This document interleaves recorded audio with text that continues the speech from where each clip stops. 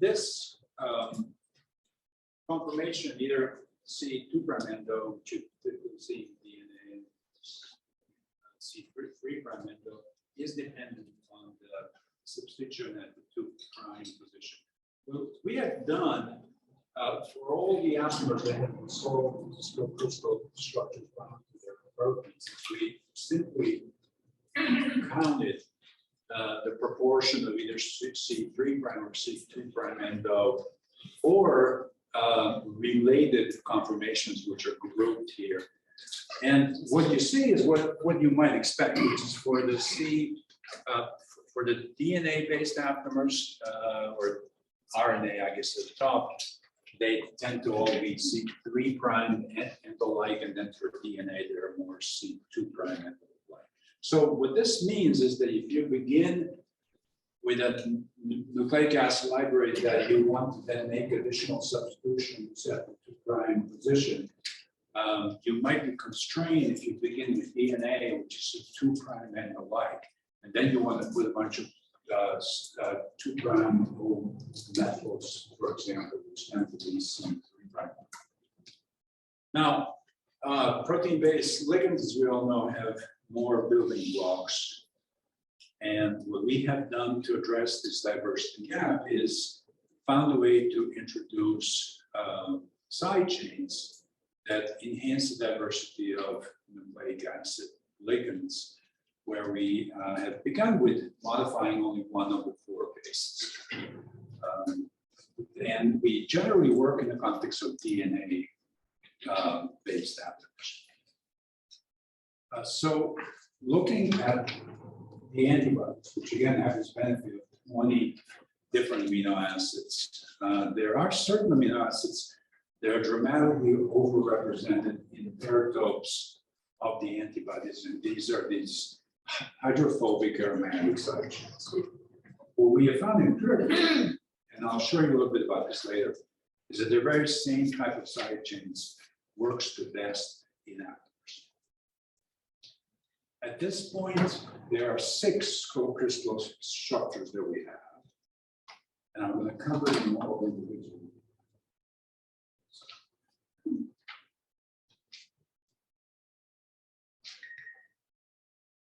So I'm not going to spend any time on these at this point, but here is what they are. What you can appreciate on this image is just a high degree of shape complementarity between the modified aptamer and the protein itself. So the linker, I decided to begin with the linker itself. You can say, well, this is boring stuff. But what is important about this is that this particular amide bond introduces a point of rigidity right next to the base. And so this pushes out the side chain in a way that is somewhat controls in terms of conformational flexibility at the linker itself. And there are a couple of rotatable bonds that are worth mentioning here. First, there's the glycosidic bond, but now there are these tau and omega rotatable bonds that when we look at the uracil ring from the side, the amide linkage, of course, tends to be coplanar, but not entirely so. And so there are certain deviations from this coplanarity, but it's pretty much not too far from it.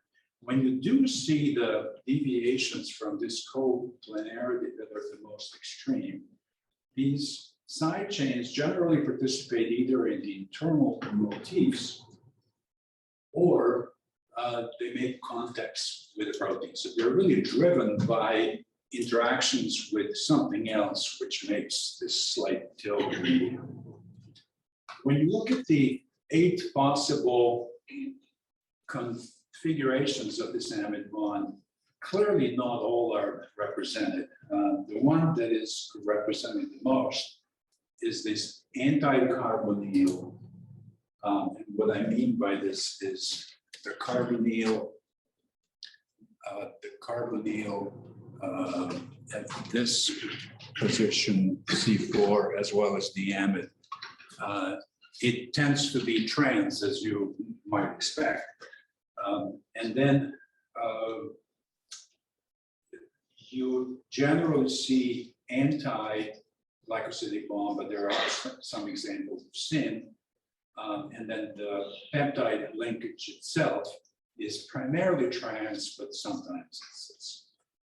So you get participation of this amide linker both to make folded conformations, that is the intramolecular convex, where you stabilize the conformation of the slow off rate modified atom or SOM, as we call them. But you also see direct convex with. So the role of the amide linkage is in many ways not all that different from what you typically see in proteins. So moving on to some details about the structures that we have seen, the six that we now have.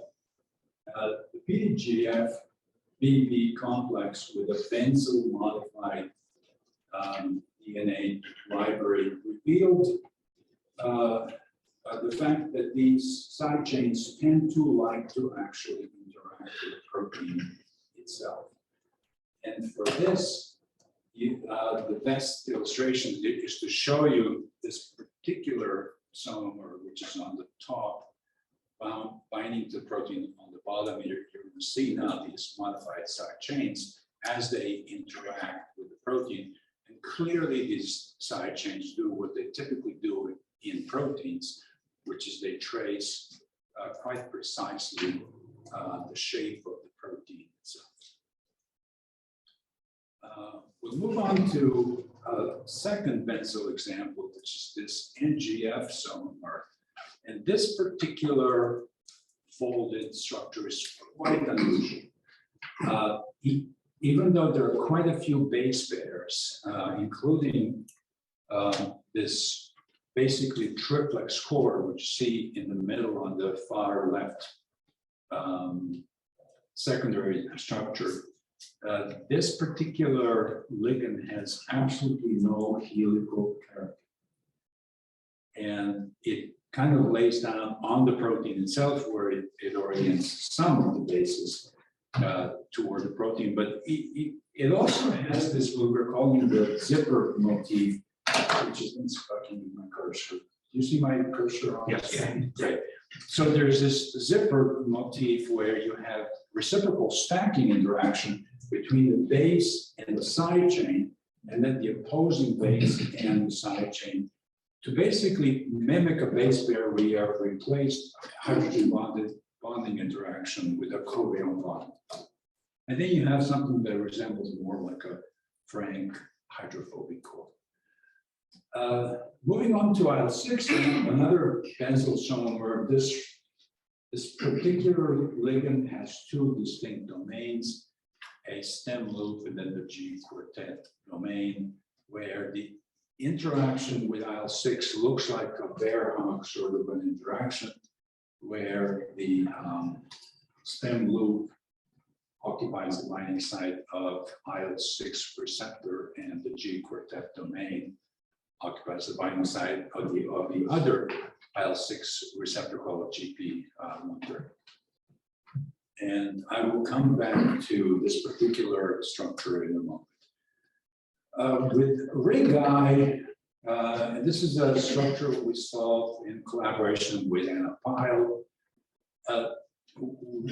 What our intent was is, well, let's give this hydrophobic aromatic group a little bit of space. So instead of having one methylene, we use three. And we were thinking we're just going to access some nice deep hydrophobic pockets, and this is going to be a wonderful interaction that's characterized with that kind of an interaction. Instead, what we saw is almost completely the opposite, which is you have this massive hydrophobic core, where these side chains actually end up being primarily internal. And there are only two side chains that interact directly with the protein, which are right here, DU25 and DU10. That's it. The rest is over here in this massive but quite orderly wall of grease, essentially. But if you look at the actual interactions, there are these edge to face as well as face to face stacking interactions. For IL-1 alpha, this is the first time we saw a structure of a little bit more hydrophobic side chain, which is the NAPA group, which is one of the side chains that works the best in psoas in many cases. Again, we see this zipper motif, but now with a different side chain. This is clearly a recurring theme. And this particular ligand looks more like a vase that has most of the modifications on the left-hand side. And this is the last one I'm going to show you, and the most recent is isomer to factor E, one of the complement components.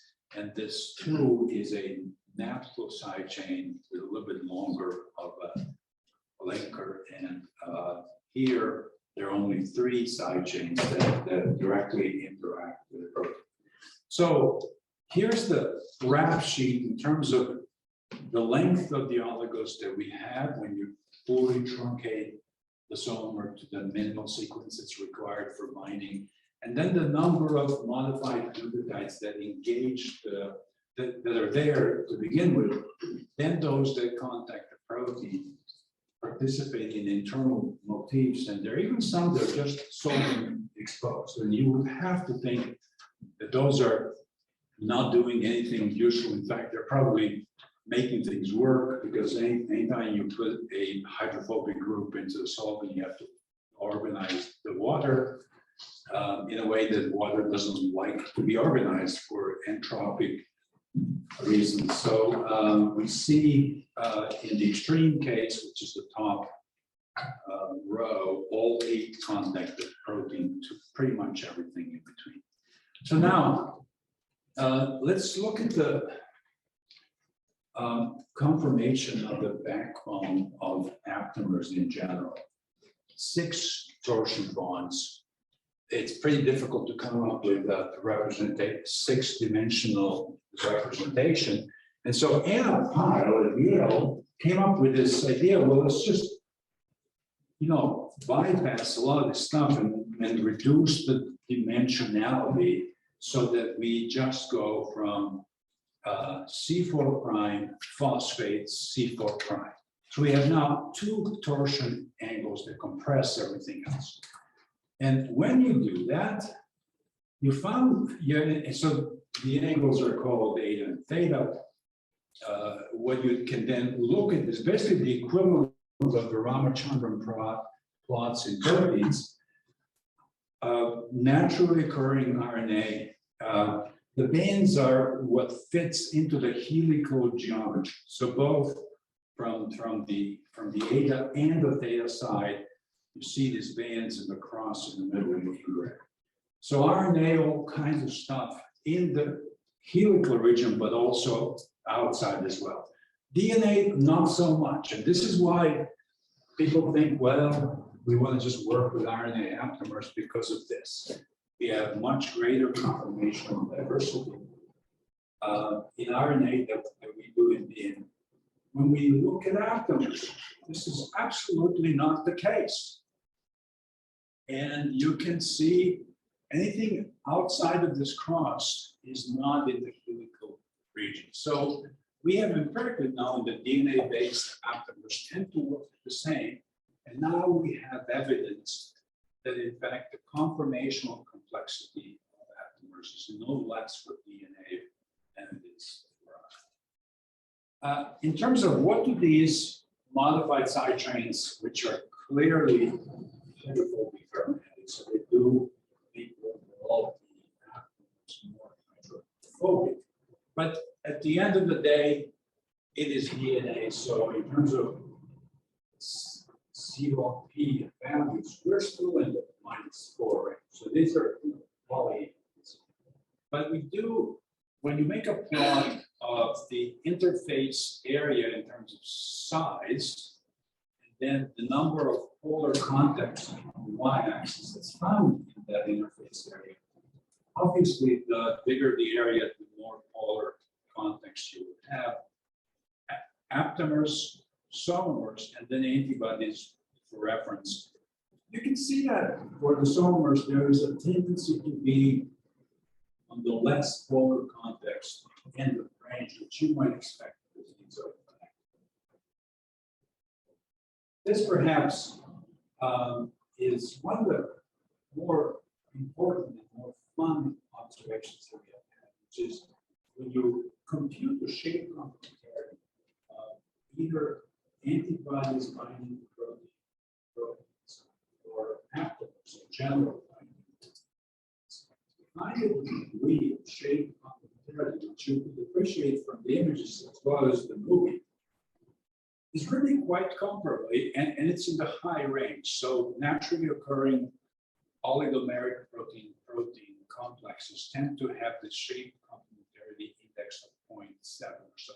So same range, even though these have fundamentally different backbones, which I think is just quite amusing and probably important. In terms of epitope size, even though aptamers are at least 10 times smaller than antibodies, they nevertheless occupy epitopes and proteins that are about the same size. That too is a little bit surprising, and that ranges between about 400 and 1300 square meters. How am I doing on time? Pretty good. You go 12 minutes. Oh, nice. So I want to now go back to the IL-6 somer to illustrate what can be done through post-select modification. So again, I mentioned this Beerhouse orbital interaction, stem loop on the left, G-quartet on the right, and you can see where the overlap between the receptors is. It's not surprising, it's a pretty good inhibitor of IL-6. Now, what we have done is we have asked, well, since this does have two domains, what happens when we disconnect this and just ask how much affinity is there for G-quartet and then stem loop? What you're seeing in color here, this is not just color for fun, but it really illustrates these, what crystallographers call temperature factors. The more red, the more thermal motion in crystal, the more blue, the less motion. So on the G-quartet side, you can see where things are the most frozen, which is generally associated with high affinity binding for entropic reasons. And lo and behold, the G-quartet domain itself made us this tiny 16-mer, which is the sequence is shown on the bottom. So we threw away the stem loop and replaced it with a nice short spacer, which is right here, which replaces the stem loop, which would have been here. You do lose 3 orders of magnitude in binding affinity, but it's still 270 nanomolar. So now we can do this exercise that medicinal chemists like to do as they optimize small molecules. We can systematically replace each of the modifications with something else and just ask what happens to binding. If you work with antibodies, this may sound more like affinity maturation, where you begin with germline antibody sequence and then you go through hyper mutation to optimize the affinity. And what we saw with this de minimis G-quartet domain, which has 5 modifications overall, we replaced each of the 5 individually by the alternatives that you see in the column on the left. And clearly, so the more red, the worse the binding relative to control, and blue means improved binding. Pretty easy to screw up affinity.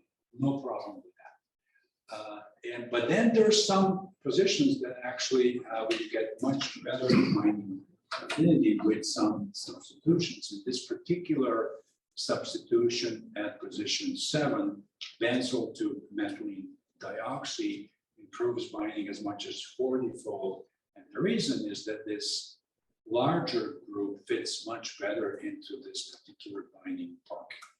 Now, because Tom Brown is making these meetings pretty much chemistry oriented, I thought I'd share with you this idea that we've had for some time, which is, what if we begin with a co-crystal structure where everything is uniformly substituted? And now we know where things fine. Some things fit pretty well, like in this example, but the other ones are not perfect, which is why you can do this. Now you find these alternatives, and now you throw away the outcome while keeping some kind of a linker that makes sense, that resembles, the kind of stuff that Tom has been doing with triazole, and just ask, what is the residual affinity of this small molecule fragment-like thing that you then might use to develop small molecule ligands? It is important to note that in the 16 co-crystal structures we have looked at, the protein does not move. And that might be important for this kind of work. So we have now developed a way to introduce a second modification. I do want to show you this, even though it's a little bit of a busy slide. We tested 5 modifications, the deoxyuridine side, with 2 on the deoxycytosine, is shown on the left, as well as using DNA, unmodified DNA as a control. And then just ask, what do we get, when we use single modifications? So they, unsurprisingly, hydrophobic aromatic side chains work quite well. This is an inverted affinity scale on the y-axis. You can see that when you use things like this morpholino group, it really doesn't do anything different than DNA. And that's surprising. I mean, this thing has a nice tertiary mean that can be charged, and it's really not that great. Tyrosine, which is one of the most overrepresented amino acids in antibodies, alone doesn't do a whole lot. But when you combine it with a frank hydrophobic aromatic side chain on the other nucleotide, you get some best ligands. One of the side benefits of all of this is that compared to unmodified DNA, modifications do impart quite a bit of additional nuclease resistance in the serum, even though we're not changing the backbone at all. Now, I'm going to conclude with a notion that was really discovered by investigators at the FDA, who saw that aptamers in general have a high propensity to detect even subtle conformational changes in proteins. This is important to them because they're seeing a large increase in applications for biosimilars. And depending on the changes in the manufacturing method, they can have conformation of different proteins that can then end up being much more immunogenic once you start using them in people, and they absolutely don't want that. So they found that when you subject, for example, thrombin, 60 degrees C, overnight in 60% sucrose, the enzymatic activity of thrombin is the same. So the active site is not compromised. The antibodies bind to it, it's shown here in the same way, but 5 out of 6 aptamers that they could buy it show clear changes in conformation of the thrombin after this treatment that mimics pasteurization.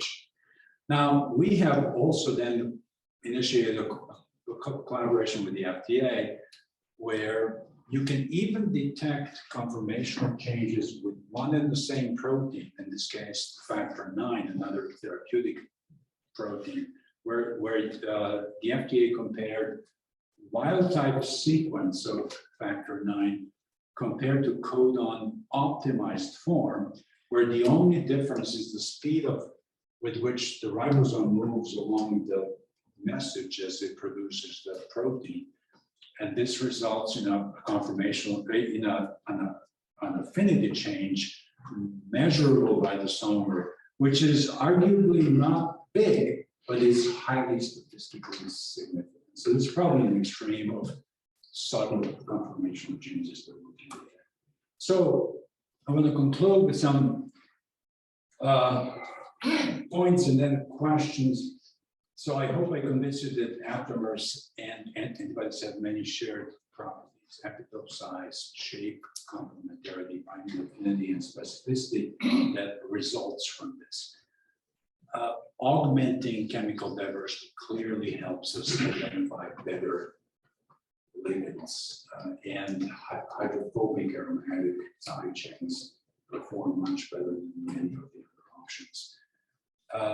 Side chains do expand the conformational diversity of aptamers because they create these novel folding motifs.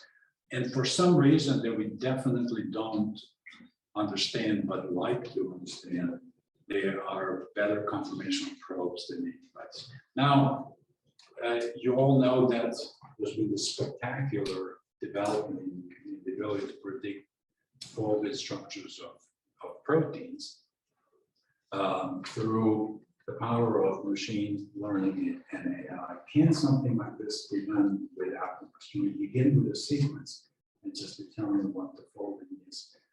And then how many structures might we need to get there? So with that, I would like to thank my collaborators, both at SomaLogic as well as Otsuka, where really used to be in Yale and Kansas State University. And thank